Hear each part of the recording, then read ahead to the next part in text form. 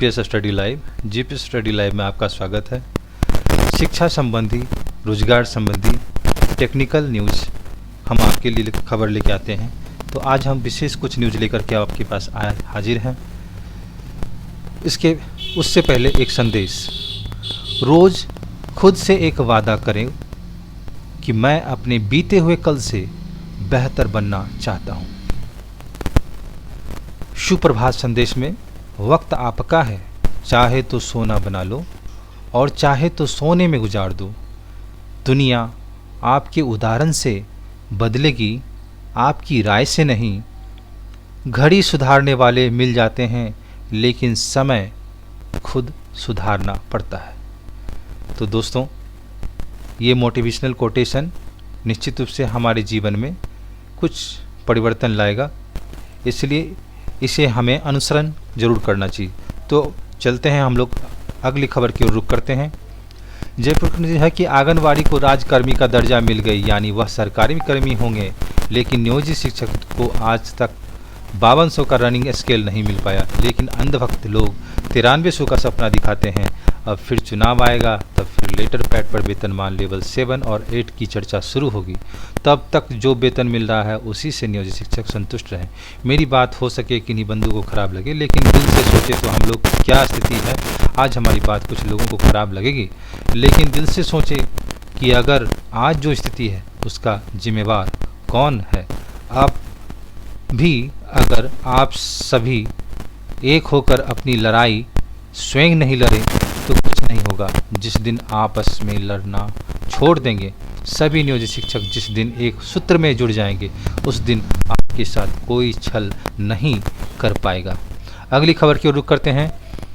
ये खबर जो है उच्च माध्यमिक स्कूल में बहाल 5334 प्रधानाध्यापक की है। इसकी तैयारी चल रही है। राज्य के पंचायतों में नव स्थापित उच्च माध्यमिक विद्यालयों में दूर होगी शिक्षकों की कमी। शिक्षा विभाग की ओर से सृजित पदों की मिली मंजूरी। वित्त विभाग से राज्य के पंचायत में नव स्थापित उच्च माध्यमिक विद्यालय में प्रधानाध्यापकों की सृजित 5334 पदों को मंजूरी मिल गई है। शिक्षा विभाग के माध्यमिक शिक्षा निदेशक मनोज कुमार की ओर से इसकी अधिसूचना जारी कर दी गई है। इसके बाद बिहार लोक सेवा आयोग के प्रधानाध्यापक पदों पर बहाली के लिए अधियाचना जल्द भेजी जाएगी। 7 सितंबर को मिली थी मंजूरी। बता दें कि उच्च माध्यमिक विद्यालयों में प्रधानाध्यापकों के पद सृजन की मंजूरी 7 सितंबर को मंत्रिमंडल की बैठक में दी गई थी। इसके एक माह बाद प्रधानाध्यापक पदों का सृजन कर उस पर वित्त विभाग से सहमति ली गई है। प्रधानाध्यापक पद के लिए अभ्यर्थियों की योग्यता शैक्षणिक स्नातकोत्तर BA, M.Ed, पंचायती राज संस्था और नगर निकाय संस्था अंतर्गत माध्यमिक विद्यालयों में शिक्षक के तौर पे कम से कम 10 वर्ष लगातार सेवा कार्य का अनुभव, CBSE, ICSE और बिहार बोर्ड से अस्थायी संबद्धता प्राप्त माध्यमिक और उच्च माध्यमिक विद्यालयों में शिक्षक के रूप में 12 साल का यानी 12 वर्ष का लगातार अवधि तक कार्य अनुभव होना चाहिए। CBSE, ICSE और बिहार बोर्ड से अस्थायी प्राप्त विद्यालयों में माध्यमिक शिक्षक के रूप में 10 साल का अनुभव होना जरूरी है। प्रधान शिक्षकों की भी नियुक्ति। राज्य के प्रारंभिक विद्यालयों में बिहार लोक सेवा आयोग से 40,518 पदों का प्रधान शिक्षकों की बहाली संबंधों अधियाचना भेजने का प्रस्ताव भी तैयार हो चुका है। प्रस्ताव पर विभागीय स्वीकृति के बाद इसे आयोग को भेज दी जाएगी। प्रधान शिक्षक के लिए अभ्यर्थियों की योग्यता स्नातक एवं DLED, BT, B.Ed, B.Ed, BSc.Ed, BLED की योग्यता अनिवार्य है। इसके अलावा प्रारंभिक शिक्षक को कम से कम 8 वर्ष लगातार कार्य करने का अनुभव होना चाहिए। तो ये सब योग्यता का और ड्यूरेशन अवधि जो दिया गया है, ये कहीं ना कहीं अभ्यर्थियों के लिए सही नहीं है, लेकिन सरकार को इस पे ध्यान देना चाहिए, इसमें सुधार करना चाहिए। लेकिन सरकार तो सरकार है। देखिए, स्टूडेंट करेंगे पर्यटन स्थल की सैर, कॉलेज स्टूडेंट को मिलेगा मौका, BPSC को जल्द भेजी जाएगी अधियाचना। विद्यालय मध्य विद्यालय राज्य के विद्यालय महाविद्यालय एवं विश्वविद्यालय में पढ़ाई करने वाले विद्यार्थियों के लिए अच्छी खबर है कि सरकार उन्हें अपने खर्च पर पर्यटन स्थलों की सैर कराएगी। शिक्षा विभाग द्वारा इस संबंध में प्रस्ताव तैयार किया जा रहा है। उच्च शिक्षण संस्थानों के छात्र छात्राओं के पढ़ाई के साथ साथ प्रमुख पर्यटन स्थल का भ्रमण कराने का प्रस्ताव केंद्र सरकार की नई शिक्षा नीति में शामिल है। यानी एक नई शिक्षा नीति का अंग है। उसी के आलोक में शिक्षा विभाग ने निर्णय लिया है कि शिक्षा विभाग के एक उच्च पदस्थ अधिकारी के मुताबिक इस नई पहल से विद्यार्थी ऐसे स्थलों के इतिहास, वैज्ञानिक योगदान, परंपराओं आदि से भी परिचित हो सकेंगे जो अब तक के किताबों में ही पढ़ते रहे हैं। इसके लिए विद्यार्थियों को पर्यटन स्थलों के अलावा अन्य राज्यों में ऐसी जगह भ्रमण करने हेतु नई राष्ट्रीय शिक्षा नीति में प्रावधान किया गया है। इससे छात्र छात्राओं की पढ़ाई के साथ साथ अन्य राज्यों में प्रमुख ऐतिहासिक और कला संस्कृति से जुड़े पर्यटन स्थलों का भ्रमण करने पर जोर दिया गया है। विद्यार्थियों के पर्यटन स्थल की ओर से कराने हेतु राज्य सरकार अगले साल बजट में राशि का प्रावधान करेगी। इस राशि में विद्यार्थियों के भ्रमण के लिए ले जाया जाएगा। अगली खबर की ओर हम लोग रुख करते हैं। जल्द होंगे 5334 प्रधानाध्यापक। राज्य शिक्षा विभाग की ओर से सृजित पदों को मिली मंजूरी। बिहार लोकसभा आयोग को बहाली के लिए जल्द भेजी जाएगी अधियाचना। ये खबर भी हम जस्ट देखे थे। अगली खबर की बात करते हैं कि दुनिया में व्हाट्सएप, फेसबुक और इंस्टाग्राम ये ठप हो गया। दुनिया भर में सोमवार रात social media platform WhatsApp, Facebook और इंस्टाग्राम ने अचानक काम करना बंद कर दिया। यह समस्या रात करीब 9 बजे सामने आई। इस दौरान लोग मैसेज ना भेज पा रहे थे और ना ही रिसीव कर पा रहे थे। आउटडेटेड ट्रैकिंग कंपनी डाउनडिटेक्टर.com के मुताबिक 80,000 से ज़्यादा यूजर्स ने व्हाट्सएप और 50,000 से ज़्यादा ने फेसबुक से शिकायत दर्ज कराई है। एक और जहां फेसबुक और इंस्टाग्राम यूजर्स न्यूज़ फीड को अपडेट नहीं कर सके, तो वहीं व्हाट्सएप यूजर्स को कोई भी मैसेज नहीं भेज पाए। व्हाट्सएप पर 577 का और फेसबुक में डोमेन नेम सिस्टम में एरर दिख रहा है। इसी बीच व्हाट्सएप ने बयान जारी कर कहा कि हमें पता है कि इस समय कुछ लोगों को व्हाट्सएप में समस्या आ रही है। हम चीज़ों को वापस समान करने के लिए काम कर रहे हैं और जल्द से जल्द यूजर्स को अपडेट देंगे। फेसबुक के शेयर में 5.5% गिरे। फेसबुक के सर्वर डाउन होने का असर उसकी कंपनी के शेयर पर भी पड़ा है। फेसबुक के शेयर में 5.5% यानी 5.5% तक का गिरावट देखी गई, जो कि एक साल में सबसे खराब प्रदर्शन को दिखा रहा है। अगली खबर की ओर हम लोग करते हैं। कॉलेज को छात्रों को पर्यटन के सैर के लिए मिलेगा मौका। अगला देखते हैं 3 फार्मूला। ये 3 फार्मूला क्या है देखिए। यूपीएससी से संबंधित यह है 3 फार्मूला। 3 फार्मूला पर तय होगा परीक्षा का परिणाम। यूपीएससी की सिविल सेवा परीक्षा में सफलता 3 फार्मूला पर तय होती है।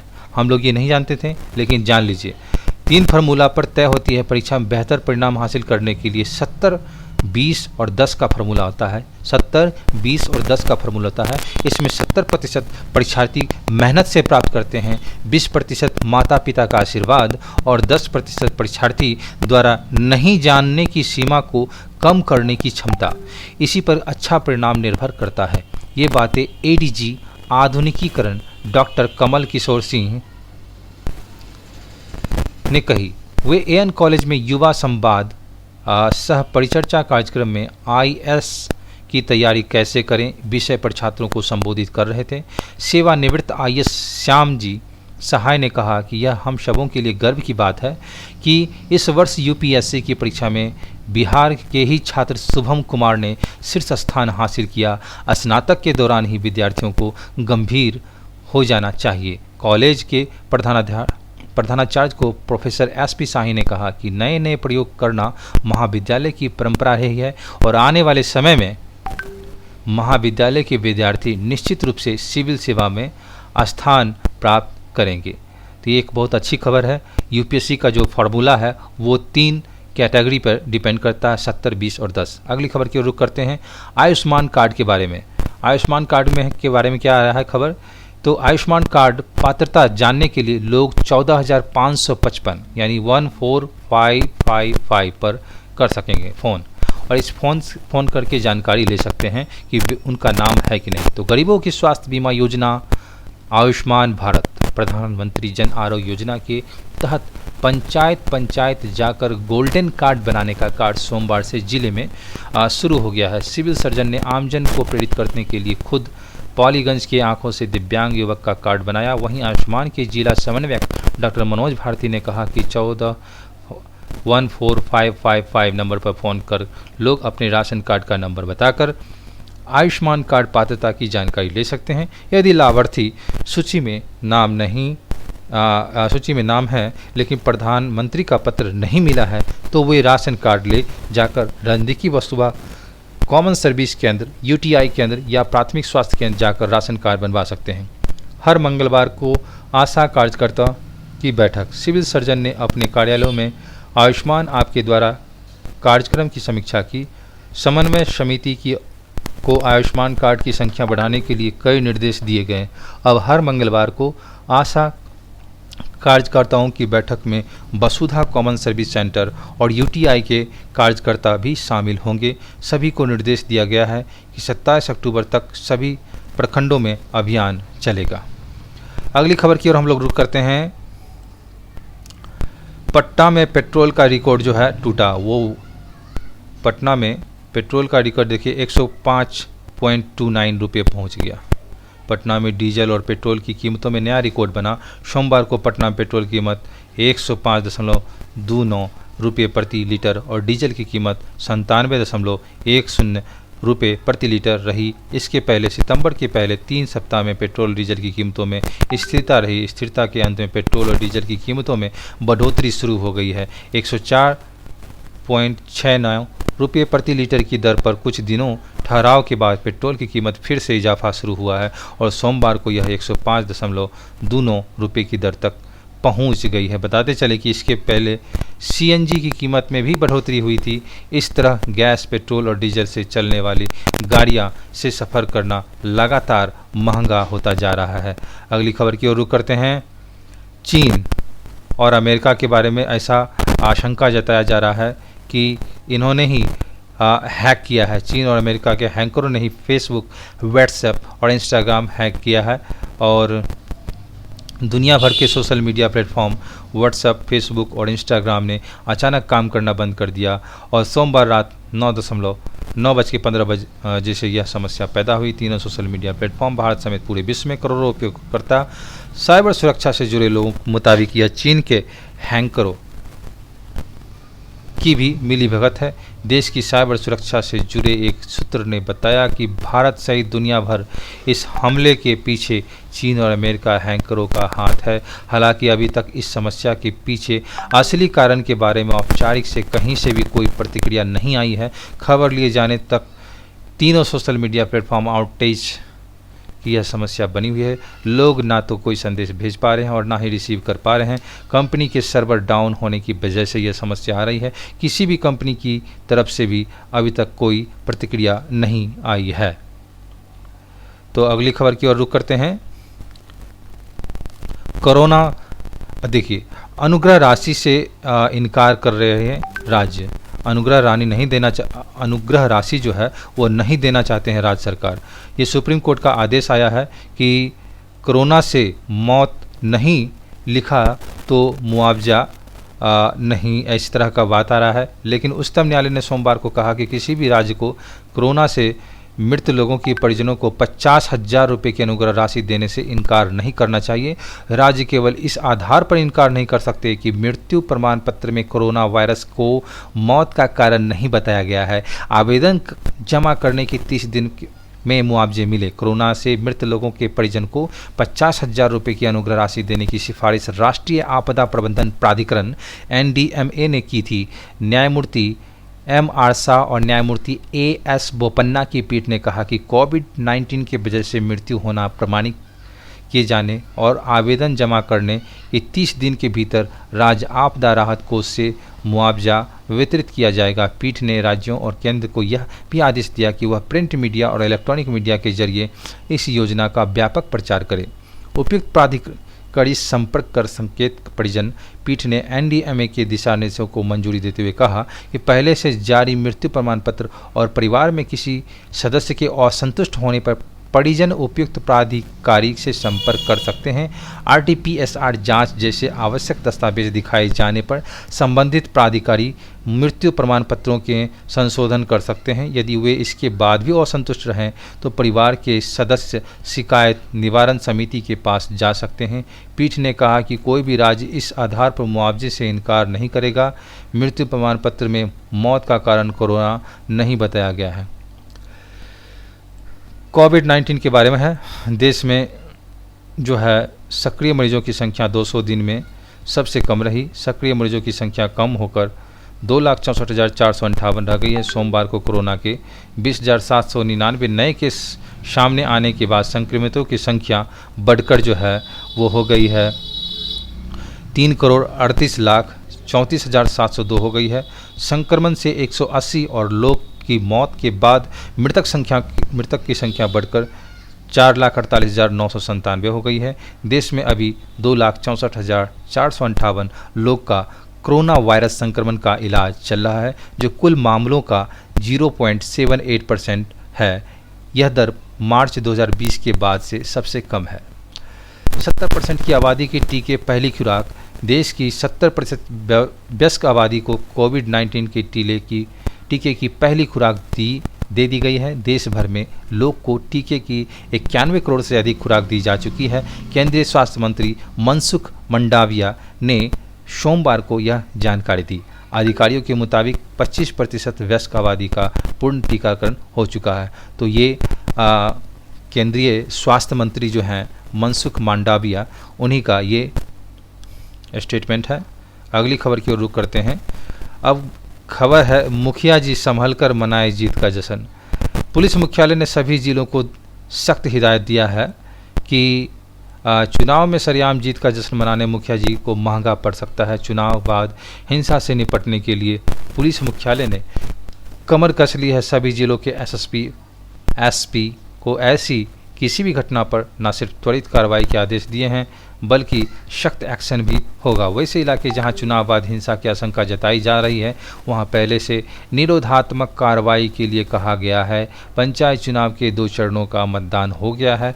वोटों की गिनती के बाद परिणाम भी घोषित कर दिए गए हैं। चुनाव परिणाम को लेकर वैसे तो बहुत बड़ी वारदात आज सामने नहीं आई, पर कई जिलों में हिंसा की घटनाएं जरूर हुई है। ऐसी घटनाओं से निपटने के लिए पुलिस मुख्यालय ने सभी जिला मुख्यालय को दिशा निर्देश दे रखा है। इसके तहत जहां कहीं भी हिंसा की घटना होती है उस पर फौरन कार्रवाई की जाए। विजय जुलूस निकलने पर भी रोक है। ऐसे में यदि कहीं जीत का जश्न मनाने के लिए विजय जुलूस निकलता है तो जुलूस निकालने वाले कार्रवाई होगी। न सिर्फ विजयी प्रत्याशी पर कानूनी शिकंजा कसा जाएगा बल्कि जो उसमें शामिल होंगे उन पर भी कार्रवाई हो सकती है। हिंसा की सूरत में एफआईआर दर्ज होगी। दोषियों को तुरंत गिरफ्तार किया जाएगा। देखिए, हिंसा को निरोधात्मक कार्रवाई जो है पुलिस मुख्यालय ने वैसे इलाके और प्रत्याशियों को चिन्हित करने का भी आदेश दिया है जहां चुनाव परिणाम को लेकर हिंसा हो सकती है। जिला पुलिस को पहले से ही इसका आकलन कर निरोधात्मक कार्रवाई को कहा गया है। वैसे प्रत्याशी उनके समर्थन जिसके चुनाव परिणाम के बाद हिंसा की आशंका जताई जा रही है उनसे बॉन्ड भरवाया जाएगा। सीआरपीसी की धारा 107 के तहत उनसे बॉन्ड भरवाने के आदेश दिए गए हैं। इसके बाद भी हिंसा की वारदात होती है तो सख्त कानून कार्रवाई होगी। देखिए, यहाँ जो है विजय जुलूस निकाला या हिंसा हुई तो सख्त कार्रवाई होगी। विजय जुलूस रोकने गए दरोगा को खदेड़ना मुखिया को पड़ा भारी। कथित एसिड अटैक मामले में प्राथमिकी दर्ज। पुलिस मुख्यालय के आदेश के बाद जिला पुलिस भी एक्शन में है। मोतिहारी में नानपुर थाना क्षेत्र में जीत के बाद गौरी पंचायत के मुखिया द्वारा विजय जुलूस निकाला गया। पुलिस ने उसे रोकने की कोशिश की तो दरोगा को भीड़ ने खदेड़ दिया और पुलिस ने तुरंत एक्शन लेते हुए मुखिया समेत 16 लोगों को गिरफ्तार कर लिया। और इसी तरह मधेपुरा सदर प्रखंड के एक पंचायत में वार्ड सदस्य महिला प्रत्याशी की हार के बाद उसके पति और बेटे पर मारपीट और फायरिंग का आरोप लगा। इस मामले में पुलिस ने एफआईआर दर्ज कर 5 को गिरफ्तार कर लिया गया। वहीं वैशाली जिले में चुनावी रंजिश में गोतिया के परिजनों पर कथित एसिड अटैक को लेकर पुलिस की पहल पर प्राथमिक दर्ज की गई। पुलिस को आशंका है कि हमले में एसिड नहीं, गर्म चाशनी का इस्तेमाल किया गया था। तो देख सकते हैं ये खबर है। अगली खबर की ओर रुख करते हैं। एसटीईटी के बारे में है। आप जानते हैं कि 4 तारीख को जो है आमरण अनशन किया गया था सरकार से जल्द नियुक्ति के लिए और नोटिफिकेशन के अनुसार चलने के लिए सरकार को कहा गया था। सरकार इसे 2 खेमों में बांट दिया गया है, मेरिट और नॉन मेरिट, और उसे अभ्यर्थियों को लड़वा रही है। तो धरना स्थल पर आयोजित प्रदर्शन में शामिल एसटीईटी उत्तीर्ण अभ्यर्थी ने किया प्रदर्शन। एसटीईटी उत्तीर्ण अभ्यर्थियों ने नियुक्ति की मांग को लेकर सोमवार को गर्दनी बाग में धरना प्रदर्शन किया। उनका कहना था कि सरकार मेरिट लिस्ट जारी करने के बाद भी नियुक्ति नहीं कर पा रही है। अभ्यर्थी आलोक यादव ने कहा कि सरकार विज्ञापन निकालकर भूल जा रही है। 21 जून को मेरिट लिस्ट जारी की गई थी, उसी के आधार पर नियुक्ति होने वाली थी, लेकिन छात्रों के प्रदर्शन के बाद सरकार का इरादा बदल गया। प्रदर्शन करने वाले में आकाश कश्यप, आलोक की वास्तव में अनिल कुमार, ओम प्रकाश, रूपेश कुमार समेत अन्य शामिल हैं। तो ये खबर है। अगली खबर की ओर रुख करते हैं। इंटर में 5.5 लाख सीटों पर होगा स्पॉट एडमिशन।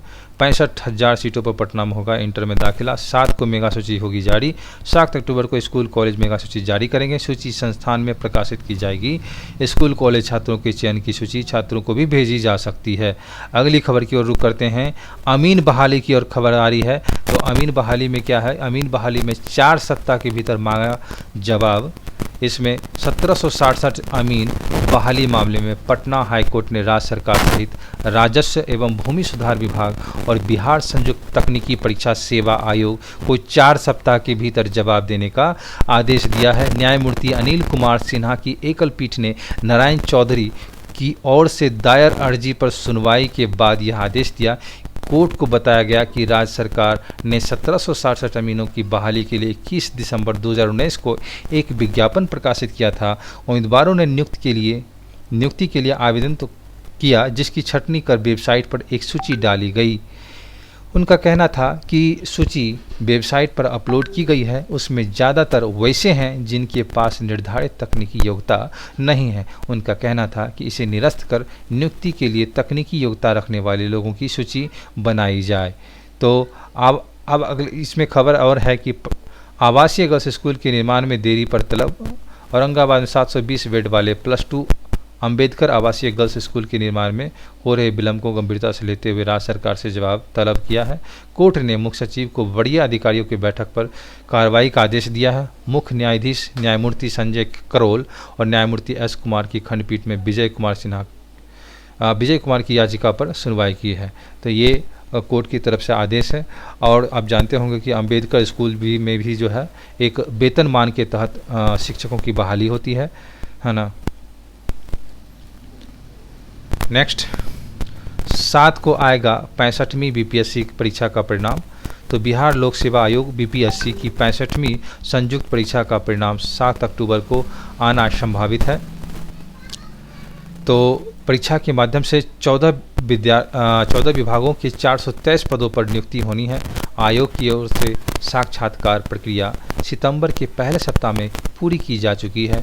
परीक्षा में 1 दर्जन अभ्यर्थियों की दिव्यांगता प्रमाण पत्र पर आपत्ति दर्ज कराई गई थी। इसके बाद आयोग ने सभी को मेडिकल जांच कराने का फैसला लिया था।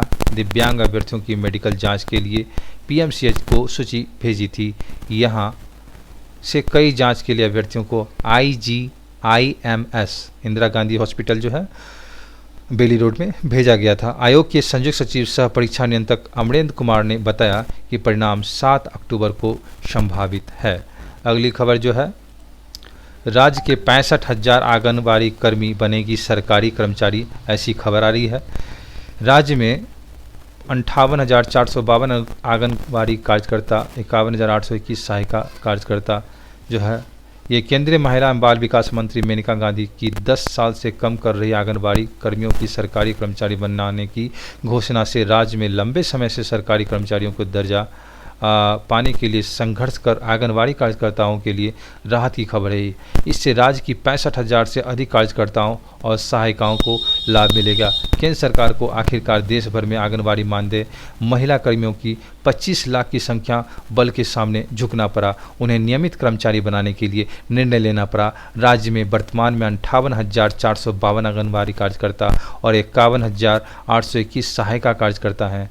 उनमें से करीब 65,000 कार्यकर्ता एवं सहायिका को 10 वर्ष का मानदेय सेवा काल पूरा किया है और केंद्रीय मंत्री की घोषणा के बाद यह नियमित कर्मचारी बन सकेंगी। तो देखिए, बहुत अच्छी खबर है। जो भी आपके आसपास में, आपके बिहार में जो भी आंगनबाड़ी कार्यकर्ता है, एक सरकारी कर्मचारी की ओर अग्रसरित हैं। आशा सहयोगियों और ग्राम साथिनों के बारे में भी निर्णय होगा। आशा सहयोगियों एवं ग्राम साथिनों को नियुक्ति राज्य सरकार करती है, जबकि आंगनबाड़ी कार्यकर्ता एवं सहायिका का नाम केंद्र सरकार की सूची में दर्ज है। कार्यकर्ता एवं सहायिकाओं का मानदेय भी केंद्र सरकार ही देती है, जबकि आशाओं एवं ग्राम साथिनों का मानदेय राज्य सरकार देती है। केंद्रीय मंत्री की घोषणा का लाभ सिर्फ आंगनबाड़ी कार्यकर्ताओं और सहायिकाओं को ही मिलेगा। कर्मचारी संगठन का कहना है कि राज्य सरकार यदि आशा सहयोगियों एवं ग्राम साथिनों के बारे में तत्काल निर्णय नहीं लेती है तो महिलाएं आंदोलन के लिए सड़कों पर उतरेगी। फैसला मातृशक्ति का सम्मान। केंद्र सरकार यह फैसला मातृशक्ति का सम्मान है और महिला उत्थान और महिला सशक्तिकरण के पक्ष में समय पर लिया गया उचित कदम है। राज्य सरकार को भी चुनाव वादा निभाते हुए आशा सहयोगियों एवं ग्राम साथिनों तत्काल राजकर्मी बनने की कार्यवाही करनी चाहिए। तो ये हैं अखिल राज्य महिला एवं बाल विकास संयुक्त कर्मचारी। तो ऐसी खबर है। अब बिहार में भी जो है जो आंगनबाड़ी कार्यकर्ता हैं उनकी भी एक आशा की किरण दिख रही है। तो फिर इसी तरह हम फिर से अगली वीडियो में आपसे मिलेंगे। हम आपके लिए टेक्निकल वीडियो, ऑनलाइन फॉर्म कैसे भरेंगे और उसके बाद मोबाइल से कैसे इनकम करेंगे, मोबाइल से हम ऐसे वेबसाइट, ऐसे तरीका बताएंगे जिससे आप घर बैठे काम कर सकते हैं, घर बैठे अच्छी सैलरी प्राप्त कर सकते हैं, अच्छे इनकम कर सकते हैं।